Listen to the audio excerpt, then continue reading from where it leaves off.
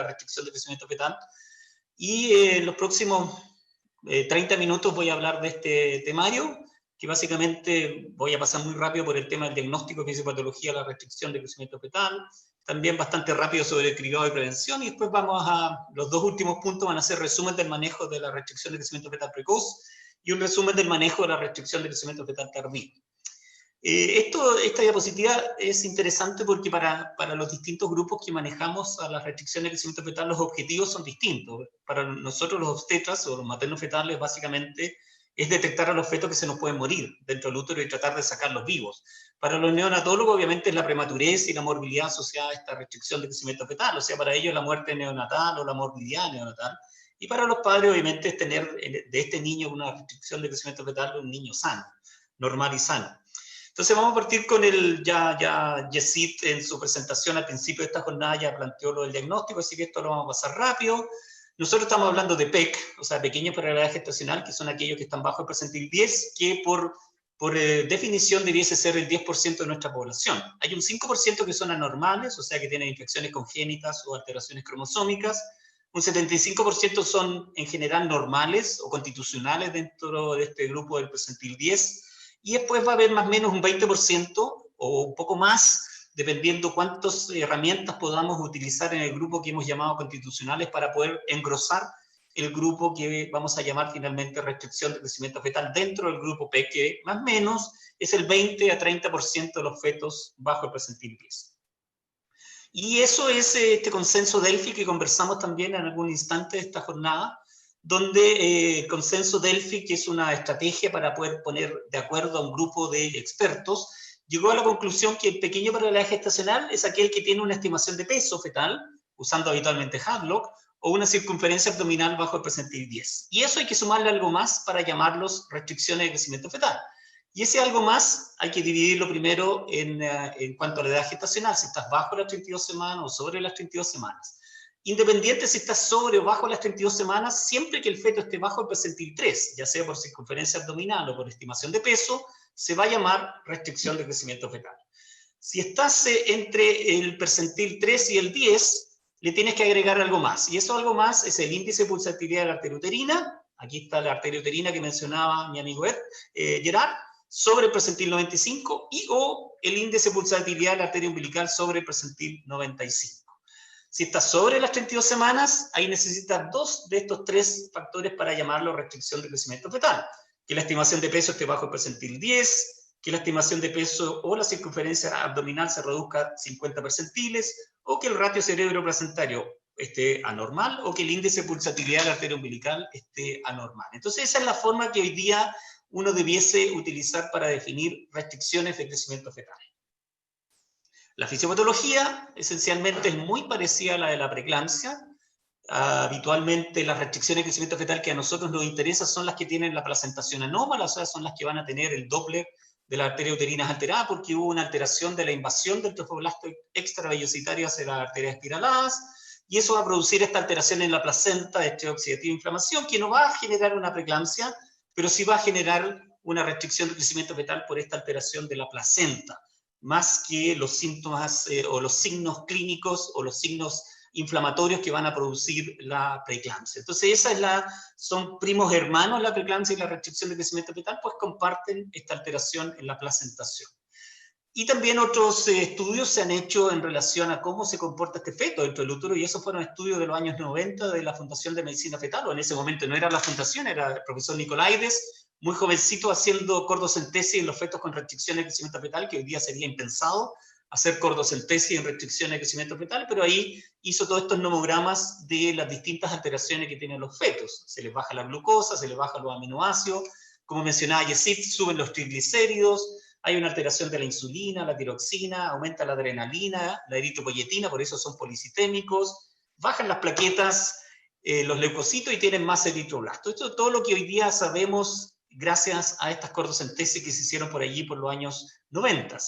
Entonces, en cribado y prevención también hay menos que en preeclampsia, pero hay algunos conceptos, especialmente esto que también lo mencionó Yesid, es muy importante este estudio, el POP Study, que fue publicado en el Lancet en 2015, donde se dividió, o sea, se hizo una comparación entre una población a la cual se le pedía la ecografía en base a criterios clínicos, o sea, una reducción de la altura uterina o factores de riesgo, se le hacía ecografías, o un seguimiento ecográfico universal a la población a las 22, 28 y 36 semanas para detectar niños con restricción de crecimiento fetal. Y lo interesante fue que, como se ve allí, los grupos de detección fueron muy superiores, de 77% de sensibilidad comparado con 32% en aquellos que se hizo un análisis selectivo de la ecografía, o solamente fueron referidos producto de alguna detección clínica, 77 versus 32, y también para pequeños para la edad gestacional fue 57 versus 20, y acá están los falsos positivos, 10% para el grupo universal, 2% para el grupo que fue derivado en forma más selectiva, y acá también cambian un poquito, acá es 13% para el grupo que se hizo ecografías universales, o sea, vamos a tener un 13% de la población en controles ecográficos en estas edades gestacionales para detectar a este 77%.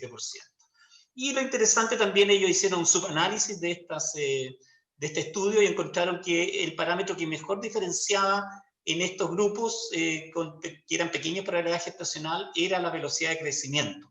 Ese es un parámetro que sirve, y por lo tanto también conversamos si era útil o no la velocidad de crecimiento dentro de la restricción de crecimiento fetal, y es útil, y por eso que hoy día se ha incorporado este concepto de que también la velocidad de crecimiento, esta disminución de 50 percentiles, es algo que hay que tomar en cuenta, pues es capaz de determinar dentro del grupo de restricción de crecimiento fetal quién le va a ir más mal que en relación a los resultados prenatales. Ahora, cuando ya sabemos que la ecografía es mejor hacerla universal que solamente hacerla por indicación médica producto de algún factor de riesgo o de una altura uterina que va disminuyendo, una vez que hemos sabido que esa es la fórmula para hacer una detección de restricción de crecimiento fetal, tenemos que ver cómo sirve, si sirve el Doppler para hacer una detección de estos fetos que van a tener restricción de crecimiento fetal. Y sabemos que para preeclampsia, en el primer trimestre de la gestación es útil siempre y cuando se combine con presión arterial media y con la historia clínica. Lo mismo pasa para la restricción de crecimiento fetal. A las 12 semanas o a las 11, 14 semanas, la sensibilidad del Doppler de arteria uterina es bastante bajo, 39% en este estudio, en este metaanálisis que se hizo el año 2014. Entonces, la arteria uterina por sí sola, entre 11 y 14 semanas, no es una herramienta muy útil para detectar a fetos que van a tener restricciones de crecimiento fetal, o incluso ni siquiera restricciones, pequeñas para la edad gestacional, más adelante en la gestación. La Fundación de Medicina Fetal también hizo una publicación entre 11 y 14 semanas en cuanto al cribado de pequeños para la edad gestacional entre 11 y 14 semanas, y ellos demostraron que cuando no estaba asociado a preeclampsia, la sensibilidad para detectar pequeños para la edad gestacional bajo las 37 semanas era 52%, y bajo 34 semanas era de un 75%. Así que, en general, siempre y cuando esto, obviamente, combinado no solamente aquí en este estudio, no solamente fue arteria uterina, sino que, tal como se hace para preeclampsia, se combinó con historia clínica, con presión arterial media, con los marcadores del papá y el placenta growth factor, y eso dio estas sensibilidades. 52% bajo 37 semanas, 75% bajo 34. Nosotros también hicimos un modelo predictivo entre 11 y 14 semanas para restricción de crecimiento fetal, y nos dio, cuando combinamos el índice de pulsatilidad de arterias uterinas, más la historia clínica, más esta diferencia del crecimiento de la longitud cefalonalga entre las 8 semanas y las 12 semanas, nos dio un modelo que dio una predicción del 60% para fetos bajo el percentil 3 que nacían bajo las 37 semanas, así que se parece bastante al modelo anteriormente mencionado de la Fundación de Medicina Fetal, que está alrededor del 55 a 60% de la sensibilidad. Ahora, sabiendo que tenemos esa capacidad de predicción, ¿es posible prevenir la restricción de crecimiento fetal cuando se da aspirina bajo las 16 semanas? Bueno, los metaanálisis de Pujol muestran que sí, una reducción de un 60% más o menos en la aparición de restricción de crecimiento fetal cuando la aspirina se comenzaba antes de las 16 semanas, pero el estudio del ASPRE de la Fundación de Medicina Fetal mostró que los PEC bajo 37 semanas, con o sin preeclampsia, no eran beneficiados con el uso de la aspirina. Así que ahí dejó un grado de cuestión de si realmente la aspirina sirve para predecir pequeños para la edad, o para prevenir pequeños para la edad gestacional. Pero hay un metaanálisis del 2018 que vuelve a mostrar que cuando se comienza la aspirina bajo las 16 semanas, en pacientes que están en riesgo de desarrollar una restricción de crecimiento fetal, un pequeño paragrafo gestacional, hay una reducción de un 29% de la tasa de presencia de esta condición. Entonces, eso es la introducción, diagnóstico, fisiopatología, cribado. Ahora vamos a pasar al tercer punto, que es el manejo. El manejo ahora, primero la restricción de crecimiento fetal precoz, y después el manejo de la restricción de crecimiento fetal tardío. Esta restricción de crecimiento fetal precoz, la definición está bajo 32 semanas, pero en forma clínica habitualmente nosotros también manejamos el concepto bajo 34 semanas, porque hasta las 34 semanas damos corticoides, entonces es mucho más simple el concepto de precoz cuando es bajo 34 semanas, y fue lo que clásicamente se utilizó hasta la aparición de este artículo del Clinic de Barcelona que definió que bajo 32 semanas era precoz y sobre 32 semanas ya era tardío. Pero esa discusión, si es 32 o 34, creo que es inoficiosa. Lo importante es saber que las precoces tienen más preeclampsia, tienen más probabilidad de ser preeclampsia que las tardías. Ese es el gran tema de lo precoz y lo tardío. Y obviamente el resultado perinatal es más malo para las precoces que para las tardías. Entonces vamos a concentrarnos en la restricción de crecimiento fetal precoz. Y la primera pregunta es ¿cuándo interrumpir? Esto lo respondió este estudio del año 2004, que fue 2003, fue publicado en el British Journal of Obstetrics and Gynecology, y después el 2004 en el Lancet, y este es el estudio GRIT, que fue un estudio longitudinal, muy pragmático, porque la decisión, o sea, la randomización se producía cuando el médico tratante tenía la incertidumbre, ¿qué hacer con el caso? Ahí se randomizaba recién con el caso de restricción de crecimiento fetal. Se randomizaron 587 niños, y la randomización era cuando esa persona tenía dudas, qué hacer con el caso de restricción, se randomizaba. Y el estudio le decía, interrumpe inmediatamente o difiere la interrupción hasta que pierda la duda y quiera interrumpir el caso. Independiente como lo controle, independiente como lo monitoree, usted manténgase en el estudio mientras tenga dudas. Entonces, ¿qué pasó con eso? Que hubo una diferencia significativa entre el grupo inmediato, obviamente, porque este era por orden del estudio, las pacientes se interrumpían inmediatamente, y cuando la persona estaba en dudas, se hacía esta interrupción diferida. ¿Y cuánto se ganó? Se ganó 5 días en este estudio, 5 días de diferencia. ¿Y qué obtuvo esos 5 días de diferencia? Básicamente que hubo mejores resultados desde el punto de vista neurológico. Hubo menos secuelas severas a los 2 años, y especialmente menos parálisis cerebral en el grupo que se difirió la interrupción versus el inmediato. Aunque los resultados globales no fueron diferentes, pero cuando se hizo este subanálisis, se observó esta diferencia. Entonces, lo importante desde el punto de vista de la restricción de crecimiento fetal precoz es saber que podemos diferir, porque vamos a tener mejores resultados neurológicos al extender la gestación más allá de las 30 semanas de gestación, que es lo importante desde el punto de vista de los resultados neurológicos adversos, y por lo tanto es importante conocer cómo se comporta el Doppler en un monitoreo longitudinal de las restricciones de crecimiento fetales precoces. Y eso se publicó por allá por los años 2000, 2001, 2004, en varios estudios que se hicieron que mostraron que las pacientes que tienen restricciones de crecimiento fetales precoces, los Dopplers se comportan siempre alterados, especialmente la arteria umbilical, la cerebral media, el líquido amniótico, y que hay 2 instrumentos, uno es un Doppler y el otro es la variabilidad a corto plazo, que permiten justamente tomar la decisión del mejor momento de interrupción, pues están más cercanos al momento de interrupción. Estos son días previos a la interrupción, y este es el rango normal. Entonces, la umbilical se mantiene todo este proceso, más de un mes, siempre alterada.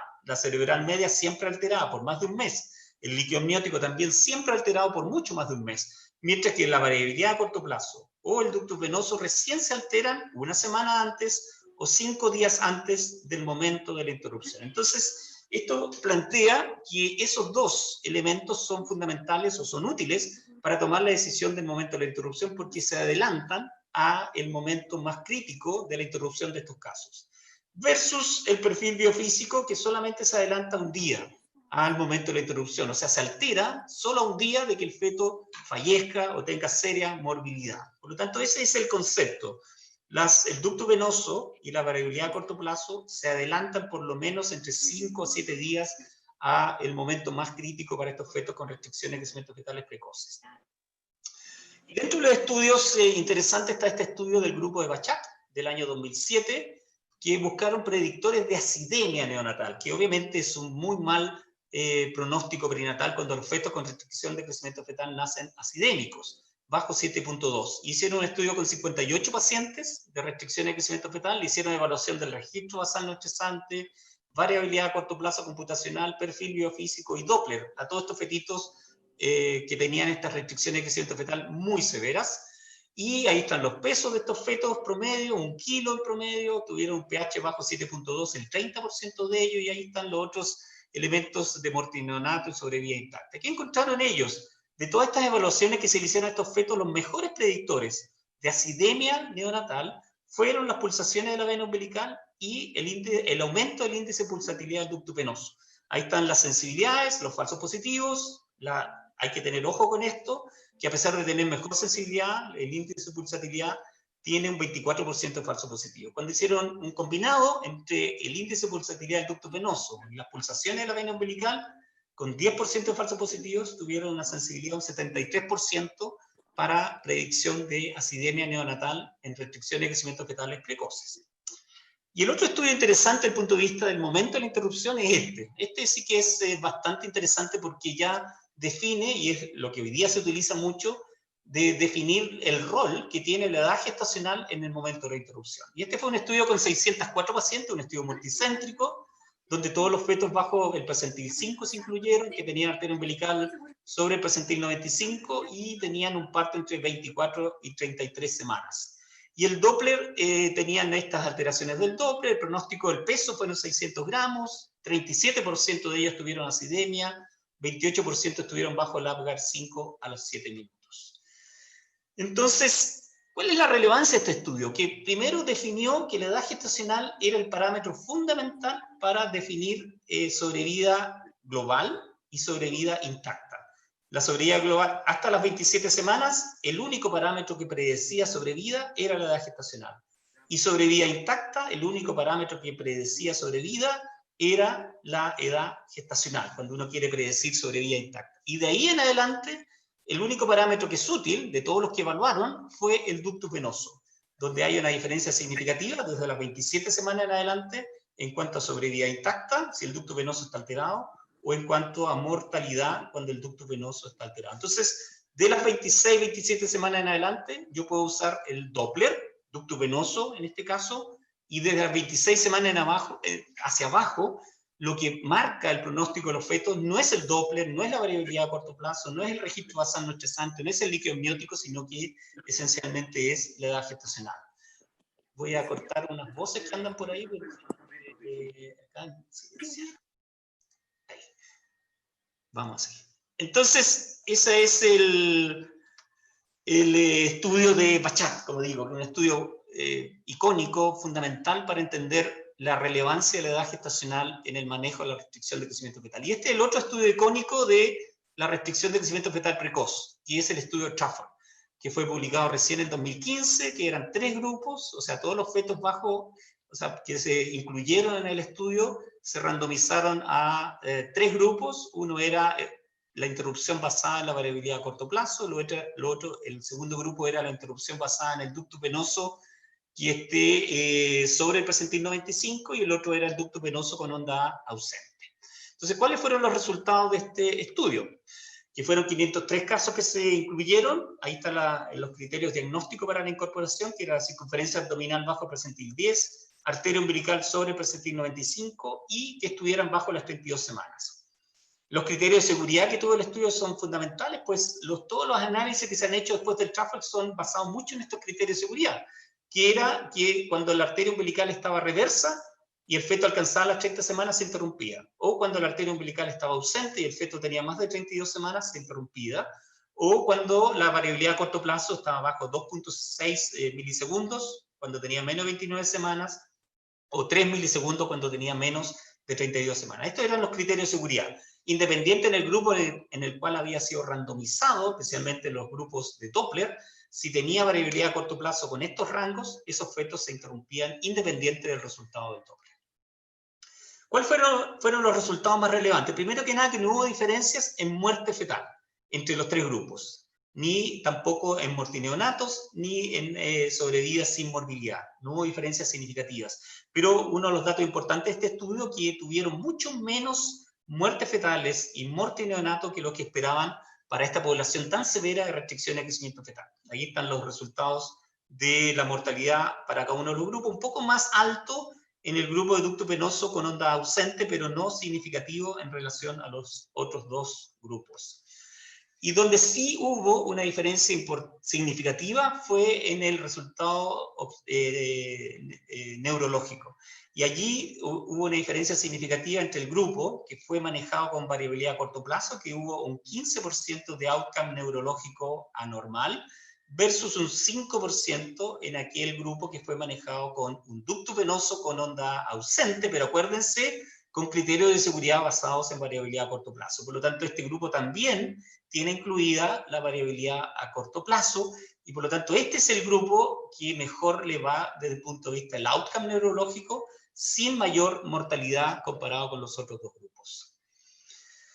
Y ahí recientemente apareció ahora, en el 2020, apareció este estudio comparativo del análisis a los 2 años entre el GRID, que fue el primer estudio que les mencioné, del cuándo interrumpir, y el TRAFL, que fue el último, y donde el objetivo del estudio era explorar, pero más bien era comparar el efecto de estas dos estrategias de monitoreo fetal, el GRID y el TRAFL, sobre el pronóstico a largo plazo en fetos con restricción de crecimiento fetal manejados antes de las 32 semanas de gestación.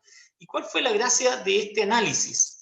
Esto es el desarrollo neurológico anormal, esto es muerte perinatal, la barra gris oscura y la gris blanca es de neurodesarrollo anormal, y la parte blanca de la barra es cuando hay un niño intacto normal, vivo y normal desde el punto de vista neurológico.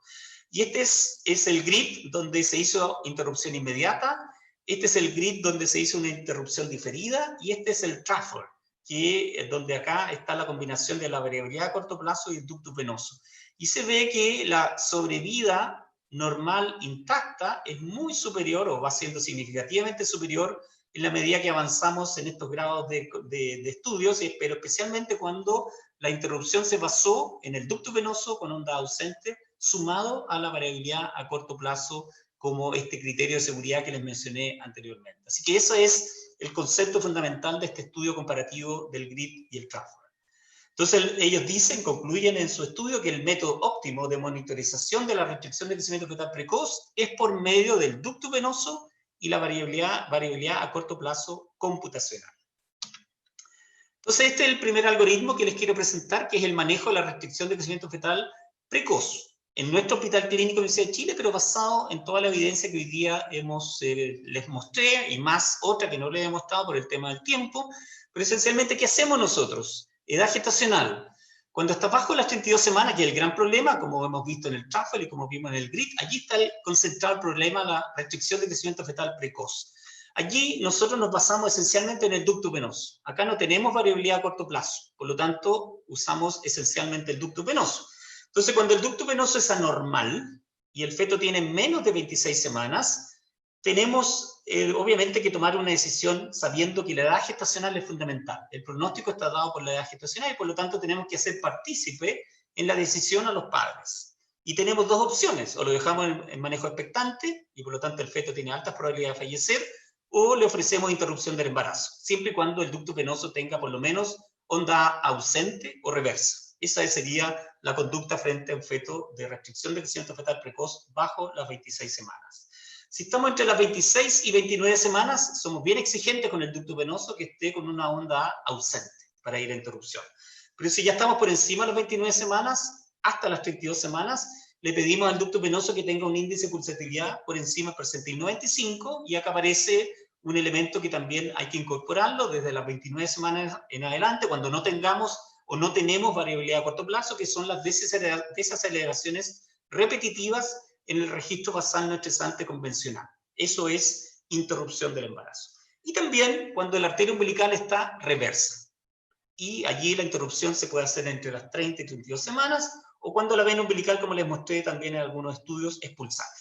Entonces esos son los elementos que nos sirven para hacer una interrupción de la restricción de crecimiento fetal precoz bajo las 32 semanas. Ya vamos a revisar en la siguiente parte qué pasa después de las 32 semanas. Entonces, este es el último punto de mi presentación, que es el manejo de la restricción de crecimiento fetal tardío. Y eso es por encima de las 32 o por encima de las 34. En nuestro medio es por encima de las 34 semanas de gestación, porque 32 semanas todavía los fetos van a quedar hospitalizados sí o sí en la unidad de neonatología, porque la neonatología de nuestro hospital y de Chile en general hospitaliza a los niños hasta las 34 semanas de gestación y recién los da de alta de allí en adelante. Así que para nosotros decir que 32 semanas es precoz realmente nos incomoda y es mejor usar 34 semanas como tardío precoz.